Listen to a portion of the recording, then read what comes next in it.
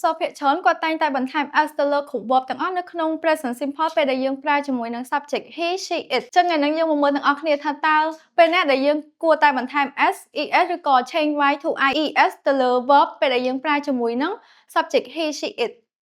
អូខេអញ្ចឹង rules of adding s es or ies in present simple អញ្ចឹងយើង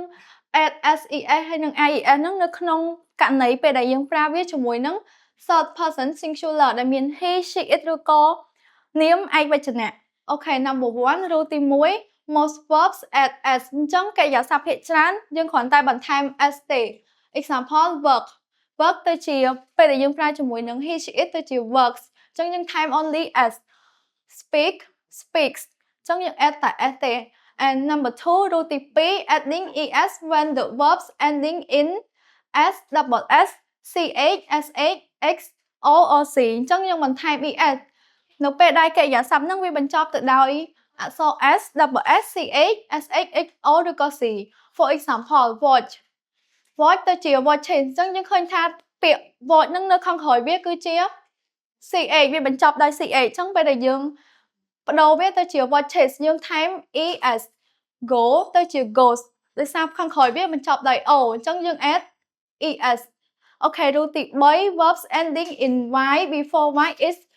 a consonant អញ្ចឹង change y to ies កិរិយាសព្ទដែលបញ្ចប់ដោយ y ហើយខាងមុខ y ហ្នឹងគឺជា consonant ហ្នឹងគឺជាព្យញ្ជនៈអញ្ចឹងយើងត្រូវបដូរ y ទៅជា ies for example fly ទៅជា fly យើងបដូរ y នេះទៅជា ies ដោយសារតែយើងឃើញខាងមុខ y គឺជាអក្សរ l គឺជា consonant អញ្ចឹងយើងបដូរ y ហ្នឹងទៅជា ies ហើយពាក្យមួយទៀតដូច cry ទៅជា cries ដោយសារខាងមុខ y គឺអក្សរ o ហ្នឹងគឺជា consonant អញ្ចឹងយើងបដូរ y ទៅជា ies ហើយ rule ទី4 verb ending in y before y is a vowel just add s អញ្ចឹងកិរិយាសព្ទដែលវាបញ្ចប់ទៅដោយ y ហើយខាងមុខ y ហ្នឹងគឺជា vowel ដែលជាស្រៈអញ្ចឹងយើងគ្រាន់តែបន្ថែម s ទេអត់មានបដូរ y ទៅជា ies ដូច rule ទី3ទេ for example play ទៅជា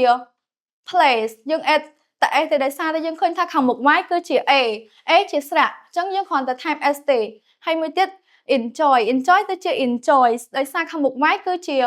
o ហ្នឹងជាស្រៈអញ្ចឹងយើងគ្រាន់តែថែម s ទៅលើពាក្យហ្នឹងទេអូខេអញ្ចឹងសរុបមកវិញនៅក្នុងការប្រើប្រាស់ verb ជាមួយនឹង third person singular ដែលមាន he she it ឬក៏នាមឯកវចនៈយើងត្រូវតែបន្ថែម s es ឬក៏ ies ទៅលើកិរិយាសព្ទតាមដែល rule យើងប្រើមានទាំង4ហ្នឹងអញ្ចឹងនៅក្នុងវីដេអូនេះគឺមានតែប៉ុណ្្នឹងទេ and goodbye everyone